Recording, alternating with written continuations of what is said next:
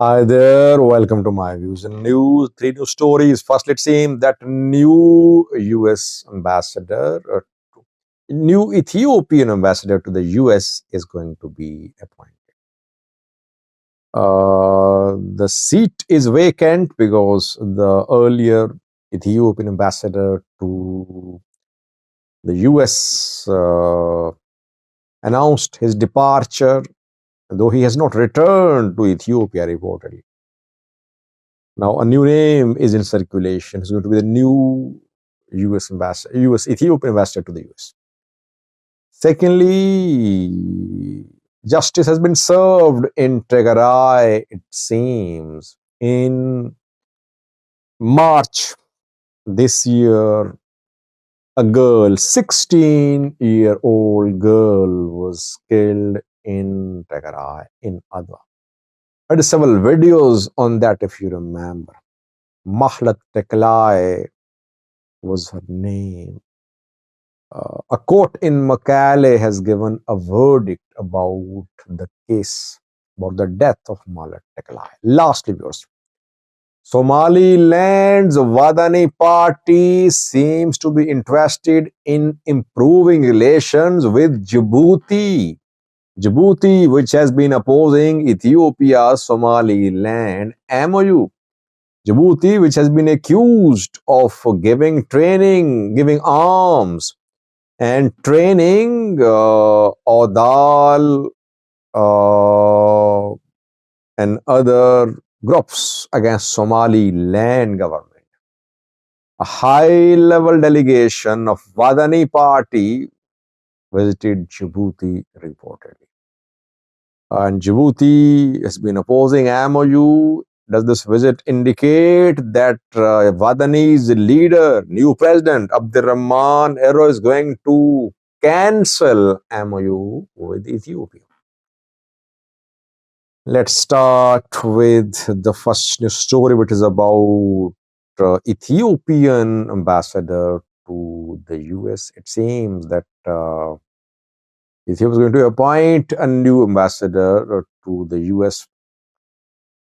A name is in circulation. Several names have been in circulation, but we could not confirm the appointment. Now, Binalf Andwalam's name is in circulation. He could be the next Ethiopian ambassador to the US. Who is he? Binalf was removed from his position as Minister of Peace 2 days ago.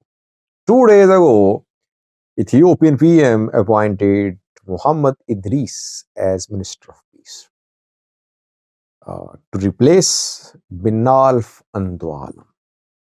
It is being reported that Binalf is going to be the new Ethiopian ambassador to the US, which is a key diplomatic position.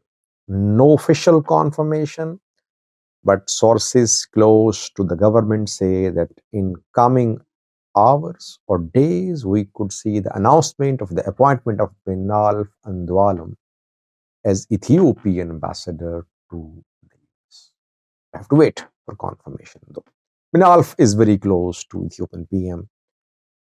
For years, he has been in senior positions in Ethiopia as part of the government. Justice has been served in Makale, in Tigray. We know that in March 2024, a 16-year-old girl was found dead. Mahlat Teklai and her friend Sam Hill were on their way during a women's celebration. They were walking along a road when Mahlat was reportedly killed. Police and some people tried to show this incident as if it was an accident. Sam Hill was arrested, her friend. She went in prison for several months. Ultimately, she was released.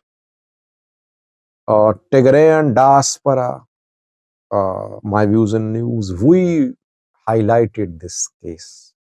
We spoke for Malat Teklai, and I did several videos, I remember. Tigray and diaspora community members also kept the pressure uh, on the government, Tigray government, to conduct a transparent investigation into Malat Teklai's death, because some big names were involved reportedly. And the big names wanted to convert the incident, the murder, into an accident, because a vehicle was involved reportedly. A few men in a vehicle, they tried to drag Malat and put her in the car. They could not. Now, a court in Makale has issued a verdict into the death of Malat Teklai's case.